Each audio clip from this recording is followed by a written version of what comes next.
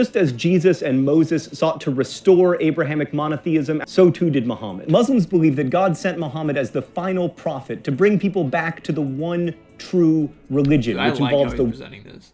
Like, this is like objective, factual. Aligning exactly with what Islam is. Welcome back to Muslim Minds. We're going to be watching Islam, the Quran, and the 5 pillars from Crash Course World History. Hi there, I'm John Green. This is Crash Course World History, and today we're going to talk about Islam, which, like Christianity and Judaism, grew up on the east coast of the Mediterranean, but unlike Christianity and Judaism, it's not terribly well understood in the West. For instance, you probably know what this is, and what this is, you probably don't know what that is. Google it. Mr. Green, why do you think people know so little about Islamic history? Did you just ask an interesting, non-annoying question, me from the past? I think we don't know much about early Islamic history because we don't learn about it, because we're taught that our history is the story of Christianity in Europe, when in fact, our history is the story of people on the planet. So let's try to learn something today. Really good opening.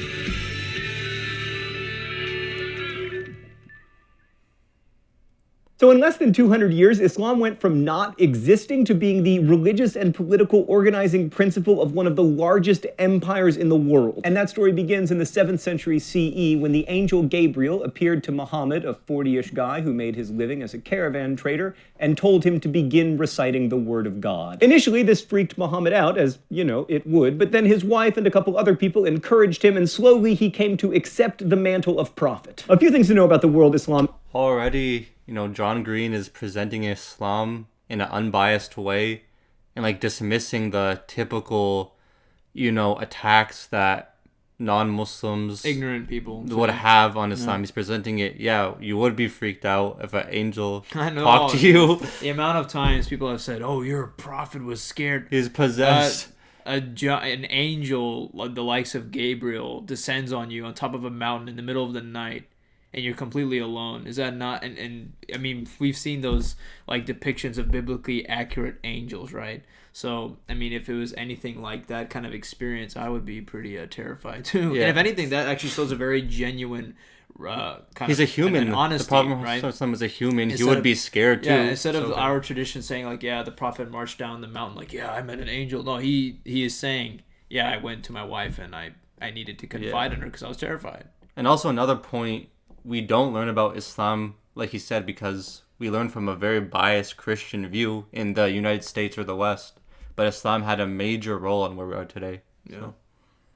Entered. First, Muhammad's society was intensely tribal. He was a member of the Quraysh tribe living in Mecca, and tribal ties were extremely important. Also, at the time, the Arabian Peninsula was like this crazy religious melting pot. Like most tribal Arabs worshipped gods very similar to the Mesopotamian gods you'll remember from episode 3. And by the time of Muhammad, cult statues of many of those gods had been collected in his hometown of Mecca in this temple-like structure called the Kaaba. But Arabia was also home to monotheisms like Christianity and Judaism, and even a bit of Zoroastrianism, so the message that there was only one God wouldn't have been like as surprising to Muhammad as it was, for instance, to Abraham. Also, and this will become very important, the northern part of Arabia was sandwiched between the Byzantine Empire and the Persian Sasanian Empire, and you'll remember those guys were always fighting. They were like snowboarders and skiers, or like the Westboro Baptist Church and everyone else. At its core, Islam is what we call a radical reforming religion. Just as Jesus and Moses sought to restore Abrahamic monotheism after what they perceived as straying, so too did Muhammad. Muslims believe that God sent Muhammad as the final prophet to bring people back to the one true religion, which involves presenting this. Like, this is like objective, factual, aligning exactly with what Islam saying is what Muslims would actually say. So he's coming from an Islamic point of view. It's so refreshing to hear this. Worship of and submission to a single and all-powerful God. The Quran also acknowledges Abraham and Moses and Jesus, among others, as prophets, but it's very different from the Hebrew and Christian Bibles. For one thing, it's much less narrative, but also it's the written record of the revelations Muhammad received, which means it's not written from the point of view of people. It is seen as the actual word of God. The Quran is a really broad-ranging text, but it returns again and again to a couple themes. One is strict monotheism, and the other is the importance of taking care of those less fortunate fortunate than you. The Quran says of the good person, spends his substance however much he himself may cherish it, upon his near of kin and the orphans and the needy and the wayfarer and the beggars, and for the freeing of human beings from bondage. I will say this for those who claim that Islam originated with Satan. So you have a religion that teaches for upholding, orphans, giving to the poor, adhering to monotheism, worshiping one God, emphasis on treating your family well, like immediate and then like even beyond societal that, well-being. Societal well-being. Every single time we begin a prayer, we say, "A'udhu billahi minash shaitanir rajim." We're literally seeking refuge from Satan before every prayer. And adultery is prohibited. Indulging in food, like kind of alcohol is prohibited, drugs are prohibited. Drugs are prohibited. Alcohol. All these vices and all these bad things are prohibited, and a lot of good things are being called for. Yeah, gluttony is prohibited. Sloth is prohibited. Like all these things. So it's like Satan is coming and forgetting everything else and just saying, okay, let me just make a fake religion, but have all these other things I wouldn't want humans to do. These revelations also radically increase the rights of women and orphans, which is one of the reasons that Muhammad's tribal leaders weren't that psyched about them. To talk more about Islamic faith and practice, let's go to the thought bubble. The 5 pillars of Islam are the basic acts considered obligatory, at least by Sunni Muslims. First is the Shahada, or the profession of faith. There is no God but God, and Muhammad is God's prophet, which is sometimes translated as there is no God but Allah, and Muhammad is Allah's prophet, which tries to make Muslims sound other and ignores the fact that the Arabic word for God, whether you're Christian or Jewish or Muslim, is Allah. Second, Salah, or ritual prayer 5 times a day, at dawn, noon, afternoon, sunset, and late evening, which are obligatory unless you haven't hit puberty, are too sick, or are menstruating. Keep it PG, thought bubble. Third, Psalm, the month-long fast during the month of Ramadan, in which Muslims do not eat or drink or smoke cigarettes during daylight hours. Since Ramadan is a lunar calendar month, it moves around the seasons, and obviously it's most fun during the winter, when the days are shorter, and least fun during the summer, when days are both long and hot. Fourth is Zakat, or almsgiving, in which non-poor Muslims are required to give a percentage of their income to the poor. And lastly, Hajj, the pilgrimage to Mecca that Muslims must try to fulfill at least once in their lives, provided they are healthy and have enough money. And there's also more to understanding Islam. For those who don't know, the Kaaba, or the pilgrimage Hajj, it's pretty much like the holy temple of the Muslims, the holiest site in Islam, a gathering place for the whole of the Islamic world to unite and pray to the one God. There you won't find any images, you won't find any statues. The Kaaba itself is empty, no images. You can enter it and pray inside of it. So those who say we pray towards it are, again, ignorant. But yeah, I think this video presented the 5 pillars very correctly. Yeah. Nothing's been wrong so far. It's actually been very refreshing. Yeah, I agree. Just knowing the Quran. Like Judaism with its Talmud and Christianity with its lives of saints and writings of church fathers, Islam has supplementary sacred texts, chief among which is the Hadith, a collection of sayings and stories about the Prophet. Thanks, Thought Bubble. Oh, it's time for the open letter? Magic! An open letter to the 72 virgins. Oh, but first let's check what's in the secret compartment. Oh, it's Andre the Giant. Did you know that Andre the Giant died a virgin? Is a fact that I made up? Dear 72 virgins, hey there, it's me, John Green. Did you know that not all hadiths were created equal? Some sayings of the Prophet are really well sourced, like for instance, a good friend or a relative heard the Prophet say something and then it ended up as a hadith. But some hadiths are terribly sourced, like not to be irreverent, but some of it is like middle school gossip, like Rachel told Rebecca that her sister's brother... So a lot of people have like ill intent towards Islam. They will like cherry pick these hadiths and say, oh, this hadith says this hadith says that. But the thing is, it's coming from our sources. Like we've highlighted and categorized which are unauthentic, which are weak, which are semi-strong, good, and then very rigorously authentic. So I think that's actually very telling. I think Islam is very transparent. We have presented and preserved even the views that we believe are completely unauthentic, but we've kept them in our history so people can know and distinguish truth from falsehood.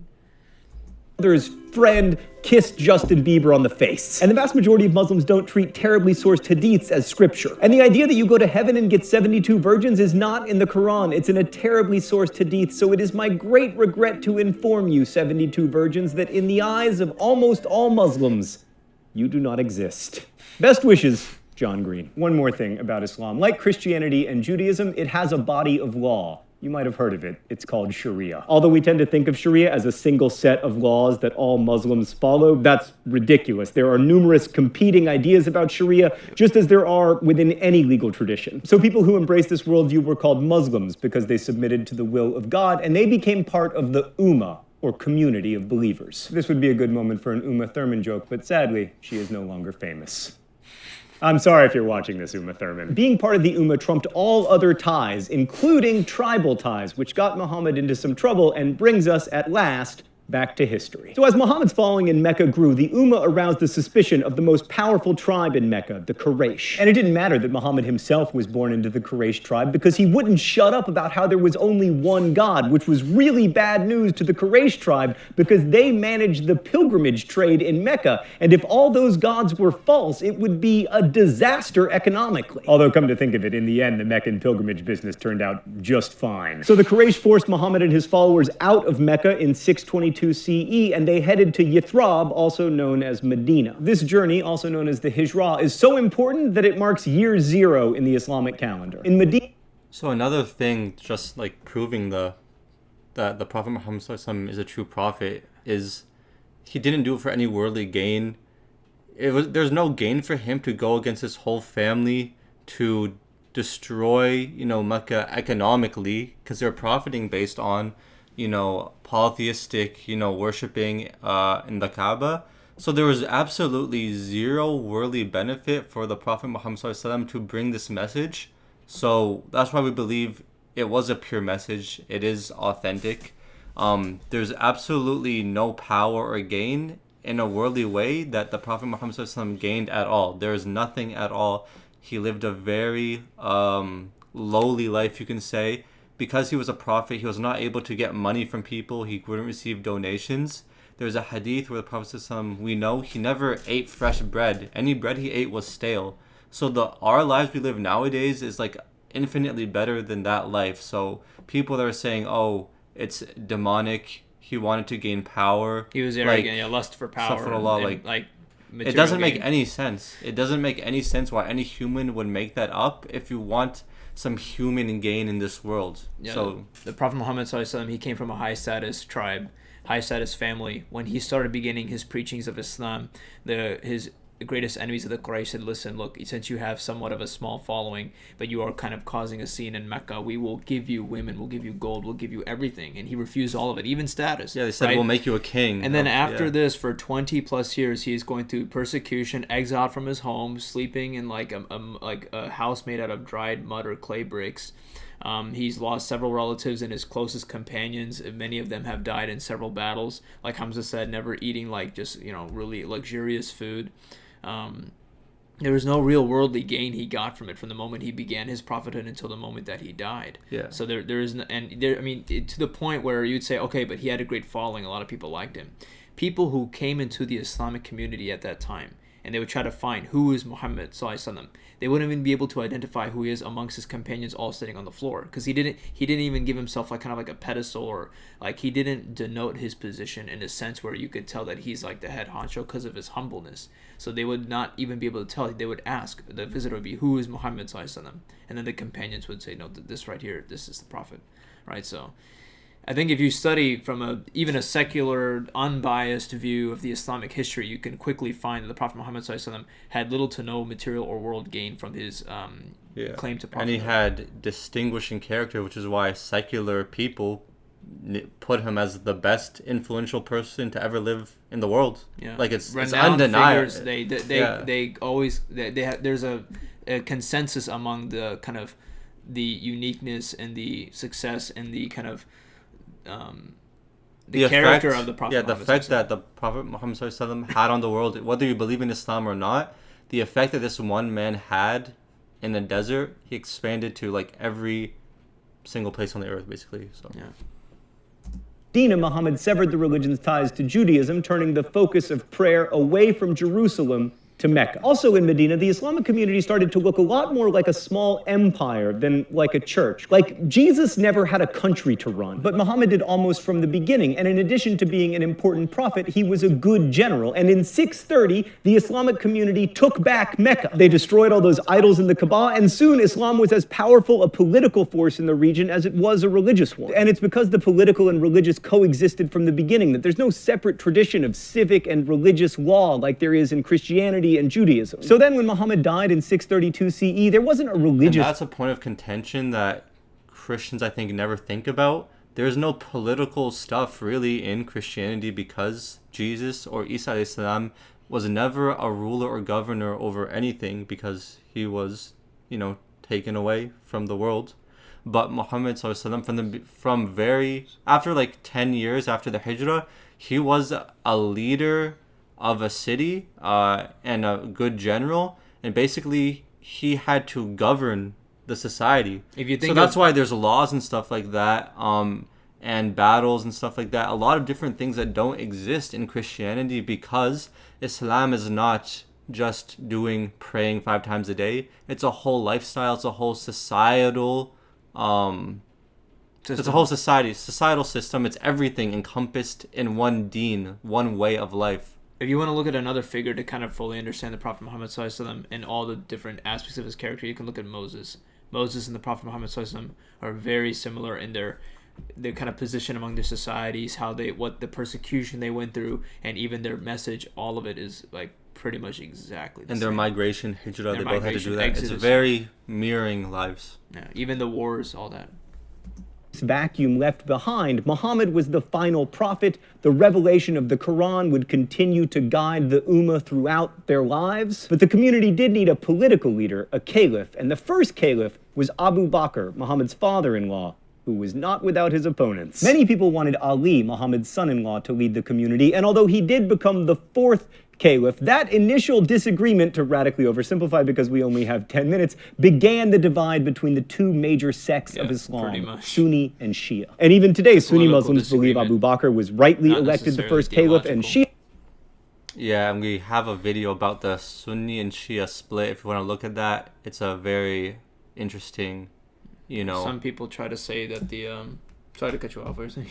No, just a very interesting video on the history of Islam from a, more of a political and historical point of view, on why the split occurred in the different viewpoints. Yeah, some people say that or like they'll try to compare, like, Islam is also fragmented. You have Sunni, Shia. Sunni Islam is like 85% of all Muslims. And then the Shia, they don't disagree with like Allah being one or the Prophet Muhammad ﷺ being a prophet. They disagree with the political kind of workings around who was supposed to be the first Khalifa, which is like first successor for the Islamic nation, the Ummah. Shia Muslims believe it should have been Ali. To Sunnis, the first 4 caliphs, Abu Bakr, Umar, Uthman, and Ali, are known as the Rightly Guided Caliphs, and many of the conservative movements in the Islamic world today are all about trying to restore the Islamic world to those glory days, which, like most glory days, were not unambiguously glorious. Abu Bakr stabilized the community after Muhammad's death and began the process of recording the Quran in writing, and started the military campaigns against the Byzantine and Sasanian empires that within 116 years would allow the Islamic Empire to go from this to this. His successor Umar was both an uncommonly good general and a brilliant administrator, but like so many other great men, he proved terrible at avoiding assassination, which led to the Caliphate of Uthman, who standardized the Quran and continued both his predecessor's tradition of conquest and his predecessor's tradition of getting assassinated. Then Ali finally got his turn as caliph, but his ascension was very controversial, and it ultimately led to a civil war, which eventually led to the emergence of Uthman's tribe, the Umayyads, as the dynasty that would rule over an ever-expanding Islamic empire for more than 100 years. It's common to hear that in these early years, Islam, quote, spread by the sword, and that's partly true, unless you are, wait for it, the Mongols. Actually, as usual, the truth is more complicated. Many people, including the Mongols, but also including lots of people in Central and East Asia, embraced Islam without any military campaigns. And in fact, the Quran says that religion must not be an act of compulsion. But this much is true. The early Islamic Empire was really good at winning wars. And situated as they were between two very wealthy empires. Exactly. They expanded. There was wars, which is natural in that day and age. Yeah. That's not necessarily to a lot of force societies, I don't have the exact reference, but if you read history books on Islamic history, they were happy that the Muslims came because they were treated better in their societies than their original, Christian or any other whatever faith they were. Their government, the Muslims treated them better, and a lot of them converted without much resistance. And obviously, there's going to be discrepancies because there are humans, people messed up, but the religion itself, if you're looking at their religion, you can't force people to become Muslim. You're supposed to show mercy if other people show mercy. If other people incline towards peace, we do peace. We're not here to spread just killing and violence. That is completely against what the Quran teaches. So, as an empire and a nation, I would look at it this way. Especially during that time, you kind of had to fight to survive. You meet up with the opposing enemy army who just has as much of an interest of killing you, and so do their leaders, but not necessarily the population. You're not going to conquer this land. Yeah, let's force them all to be a Muslim. That's not the mentality. The mentality is, okay, we are a nation. Let's spread. What we're spreading is good, and we're not fighting other people who are good. We're fighting other enemy empires who want us also to be gone. They want the power. It's a struggle for power, right? And as a consequence of beating that nation, you seize the land, and then obviously because now you establish your culture, your religion, your way of life, that is how it's going to be adopted. Like Hamza said, it wasn't perfect because humans are not perfect. So I think it's important to kind of understand the context as to why the conquest happened or the wars, and to simply just narrow it down to, we want to just spread Islam by the sword is like insanely inaccurate and kind of pretty bigoted point of view. It's not. It's based on nothing. It's not how history works anyways. I mean, forget Islam. Every society, religious or non-religious, when it comes to expansion, again, what I mean by religious, non-religious, that it being an incentive or not, the incentive is always to, if you are building your empire, to expand and to protect and to enforce, So I mean, not to get controversial, you can look at America now. You don't have to get into it, but if you all the nations of the world, yeah, they're building but up think right now, a lot of us are in militaries. America. How does it expand and the wars it's causing all that? Empires, the Byzantines and the Sasanians, there was plenty to fight for. The first to fall were the Sasanians, the last non-Muslim successor to the Persian Empire. They were relatively easy pickings because they'd been fighting the Byzantines for 300 years and they were super tired. Also, they had recently been struck by plague. Plague, man, I'm telling you, it's like the red tortoiseshell of history. But in those early days, they did pry away some valuable territory like Egypt and the Holy Land, and then eventually they got into Spain, where various Muslim dynasties would entrench themselves until being expelled in 1492. But as good as they were at making war, it's still tempting to chalk up the Arab success to, the will of God. And certainly a lot of the people they conquered felt that way. Wars in this part of the world didn't just pit people against each other, they also pitted their gods against each other. So while the Islamic Empire didn't require its subjects to convert to Islam, their stunning successes certainly convinced a lot of people that this monotheism thing was legit. Once again, John Green proving super hip to the slang of today's youngins. Also, you paid lower taxes if you converted, and just as taxes on cigarettes... This is one thing I forgot to mention, I wanted to mention. A lot of people are like, oh, Islamic Jizya. If you weren't Muslim, you paid Jizya. Muslims paid Zakat, which is a higher tax. It's a tax on the citizens of the empire. I don't understand this. If you live in a society, you benefit from the society, you benefit from its structure and its order and its protection, you're not going to be paying taxes? Yes, you will pay taxes. Everyone in the world pays taxes if you're under a society with a government. Every established country has taxes. Yeah, if you are upset with Jizya, you can stay mad.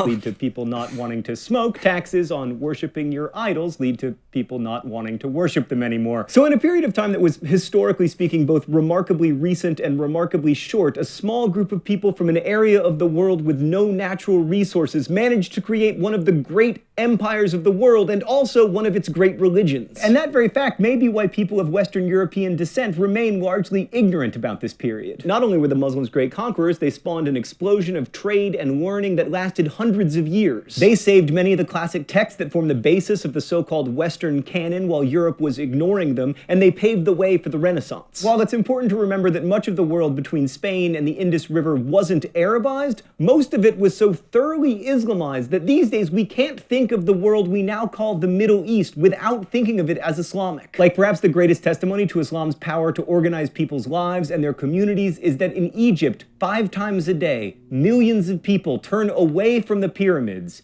and toward Mecca. Egypt, birthplace to one of the longest continuous cultures the world has ever known, is now the largest Arab country in the world. Next week, we'll talk about the Dark Ages. Spoiler alert, they were darkest in the evening. Thanks for watching. We'll see you next time. Crash Course is produced and directed by Stan. I think that was a very fair point, or like video. I did not expect that the points you were going to make were going to be that kind of close to what Islam kind of advocates for, even in regards to kind of like expansion. That can become a topic that's a bit kind of, sensitive, but he's presented it in a way that's like rational historically. Yeah, I mean, he's a non-Muslim. He presented it in the most objective way that Muslims would say, and people that are non-Muslims attacking Islam would probably disagree with this video a lot.